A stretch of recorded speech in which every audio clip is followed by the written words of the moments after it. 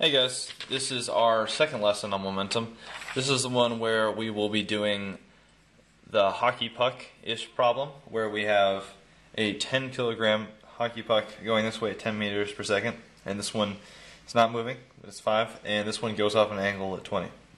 So, in this, it's important to remember the conservation momentum that we talked about. So initially, in our system, we only have one thing with momentum. This is not currently moving. This is the only thing with momentum, and it's in the x direction. So our vector, since it's only two dimensions, I'll write it without a z. Our momentum is 100 kilograms meters per second. And we have no y, because this one is not moving, this one is not moving in the y direction. So this is our total one. So if this ends up and it hasn't lost any mass, both of these don't lose any mass, and it goes in this direction at 5 meters per second, its new, we're trying to find v here, its new momentum is going to be 5 meters per second times 10 kg, and that will give us 50 kgm over s, which is our new momentum, final momentum. And what we do with that is we do 50 cos 20 and 50 sine 20. And the reason we do that is because we need to find the momentum in the y direction and the x direction, because clearly it has an x direction and a y direction because it's going in this pattern. So to do that, we find out that this equals 47, and this equals 17.1, and this is all kg m over s, kg m over s. Okay, so if we start with this y one here, sign for y, this is our new y momentum, 17.1.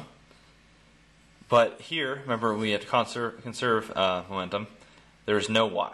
So to make up for that, this one must also have a momentum of 17.1 in order for them to be a net or negative. So that way there's a net 0 y momentum. Now this, since it's going 47 units of momentum this way, and there's 100 units of momentum this way, this one has to have 53 units of momentum going this way in order so that these can add up to be 100. So that way all our momentum is conserved. So just to make sure, let's add everything together. 17.1 plus negative 17.1 equals 0. Good. And then 53 plus 47 equals 100. Alright, perfect. So we know that's good. Now, to find our velocity, it's just like that football player one we did a little whiles back. So since we have our x momentum is negative 17.1, we just divide that by our, actually, you know what, never mind, we can just use these and just find the momentum right there. That'll be less work. So we use our momentum this way, squared, and our momentum this way, squared, and the square root of that, because we're doing a squared plus b squared to find c squared. This is c squared. And that will end up equaling 55.7. So this has 55.7 units of momentum in this direction. So at least now we know its momentum.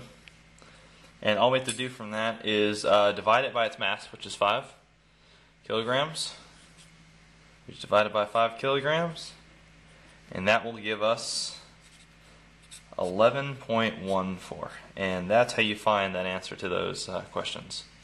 Alright, my next segments I'll be working on energy, and if you have any more questions about momentum, or any questions about energy, or any questions about physics at all, just drop me a line and I'll be happy to get your question. All right, I'll see you next one.